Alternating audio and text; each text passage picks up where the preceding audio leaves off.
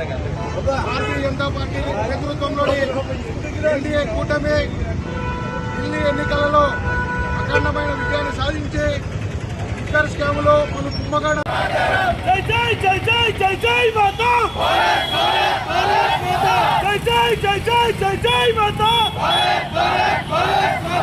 NDA కూటమి ఐక్యత, NDA కూటమి ఐక్యత.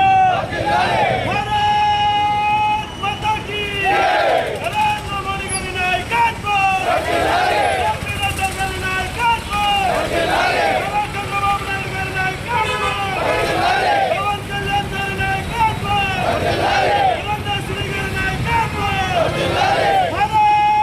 ఢిల్లీలో కాషాయపు జెండా రెపరెపలు ఆప్ స్వీప్ అయిపోయి కేజ్రీవాల్ గ్రేజ్ కూల్ చేసిన మా అది కూటమి కమిటీ కూడా భారతీయ జనతా పార్టీకి హిందూపురం కూటమి తరఫున ప్రత్యేక కృతజ్ఞతలు తెలియజేస్తున్నాం.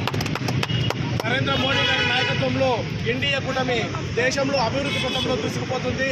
అది గుర్తించి ఢిల్లీ ప్రజలు ఈరోజు అత్యధిక మెజార్టీతో కేజ్రీవాల్ ప్రభుత్వాన్ని కూలదోల్చి భారతీయ జనతా పార్టీని నిలబెట్టారు. వారికి హిందూపురం కూటమి తరఫున ప్రత్యేక కృతజ్ఞతలు తెలియజేస్తున్నాం.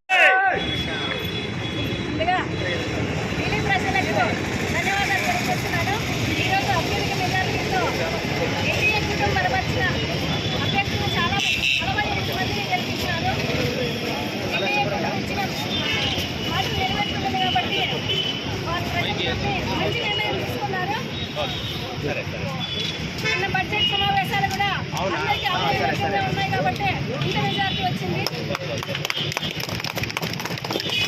కుటుంబంలో పనిచేసిన చంద్రబాబు నాయుడు గారికి, పవన్ కళ్యాణ్ గారికి, ప్రతి ఒక్కరికి దానికి సహకరించిన అందరికీ ధన్యవాదాలు తెలియజేసుకుంటున్నాము.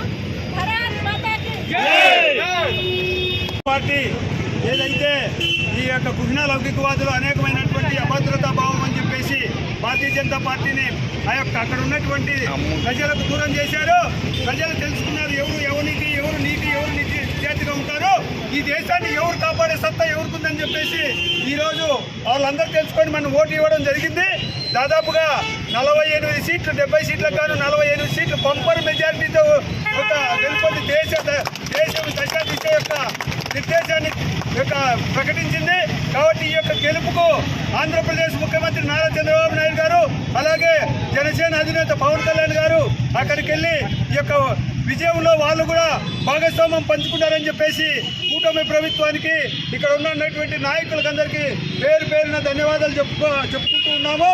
ఎక్కడ చూసినా, ఢిల్లీలో చూసినా, గల్లీలో చూసినా, ఏ రాష్ట్రంలో చూసినా ఈరోజు ఎన్డీఏ ప్రభుత్వము ఉర్రూతలుగి పలుకు బడిగిన వర్గాలు, మైనార్టీలకు, శ్రామికులకు, కార్మికులకు ఏదైనా ఉందంటే ఈరోజు నరేంద్ర మోడీని ఆరాధ్య దైవంగా అందరూ ఆనాడు ఎన్టీ రామారావును ఆంధ్రప్రదేశ్కి ఏదైతే కృష్ణుడు రాముడు అని చెప్పేసి ఏదైతే కొలిచారో ఈరోజు దేశానికి అదే రాముడు అదే కృష్ణుడు కాపాడి ఆపట్ పోయినాడు అని చెప్పేసి నరేంద్ర మోడీని కొనియాడుకుంటూ 45%